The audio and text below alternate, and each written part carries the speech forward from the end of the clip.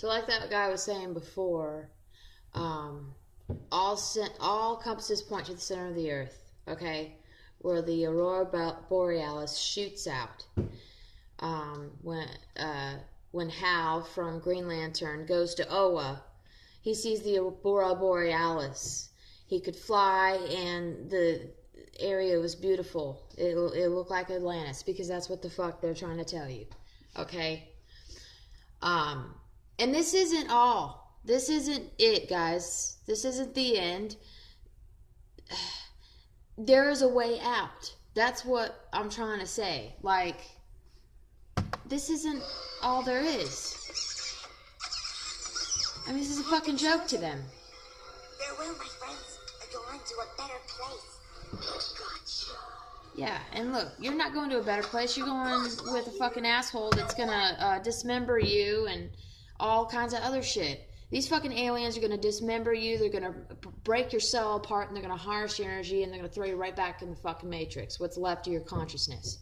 But that's not it. That's not all there is. There is a way out. Watch what he does. He finds the way out.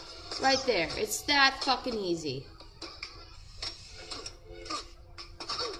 That's the way out. There is a door to get the fuck out of this game that is so simplistically dumb.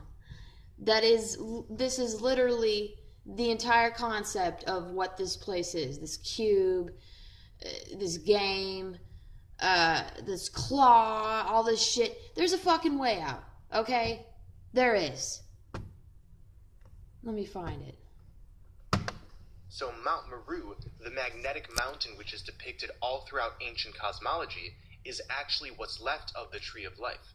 In this map made by the 14th century explorer Gerhard Mercator, there is an iron mountain at the middle called Mount Rupes Nigra at the North Pole, with 4 rivers extending outwards. The tides on flat Earth are not caused by the moon, but by these 4 rivers that diverge from Mount Meru.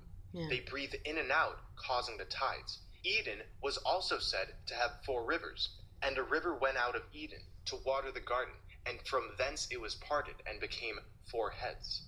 Mercator described the island in a 1577 letter to John Dee. In the midst of the 4 countries is a whirlpool, in which there empty these 4 indrawing seas which divide the north. Right under the pole there lies a bare rock in the midst of the sea.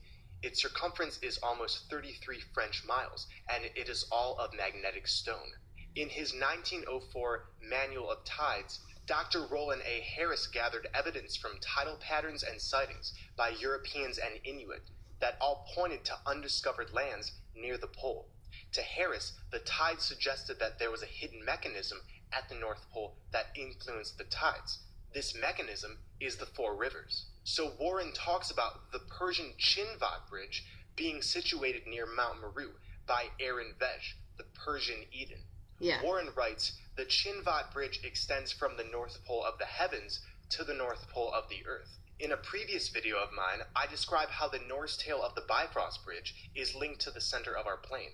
Those who cross the Bifrost successfully are transferred into Asgard, the land of the gods. William Warren at the end of the book concludes long-lost Eden is found, but its gates are barred against us. Now, as at the beginning of our exile, a sword turns every way to keep the way of the Tree of Life. Similarly, the story of the Bifrost Bridge speaks of Heimdallr. Heimdallr is the watchman of the gods, and he sits on the edge of heaven to guard the Bifrost Bridge, determining who crosses to and from Asgard. We know this is talking about the center of our plane because Heimdallr is often connected to Yggdrasil.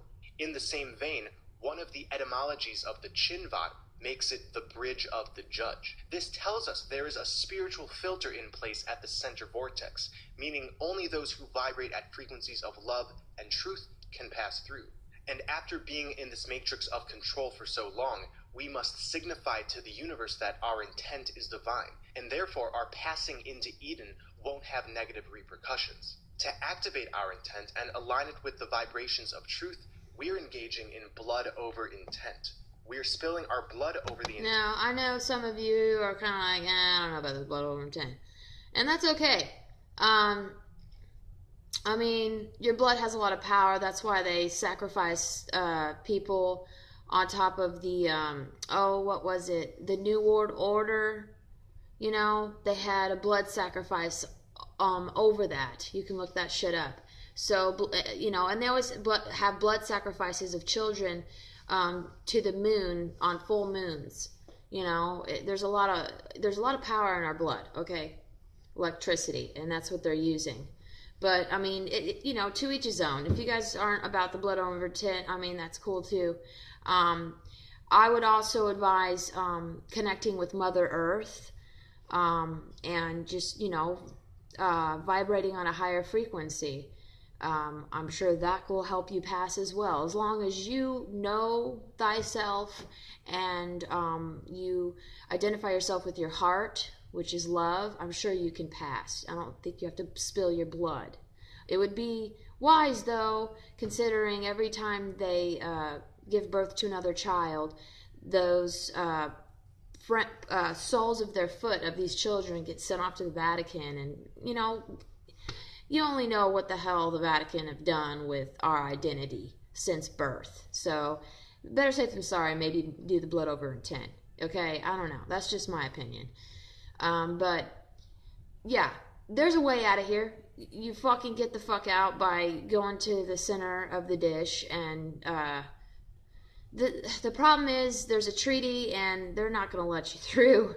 So we have to evolve. That way we can stop them. We can control them with our power, which they so desperately need from us in order to do a motherfucking thing.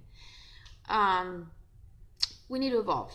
And we need to stop letting them take our energy from us. I mean, we got all these gods, and we're getting fucking governed by basic bitches that have no power of their own.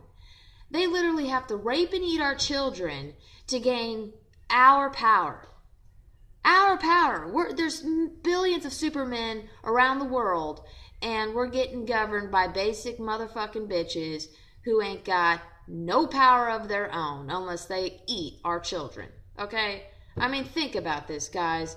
I mean, I can barely move stuff, but I can. And it just goes to show you that we are powerful. Not only are we powerful, we are hard.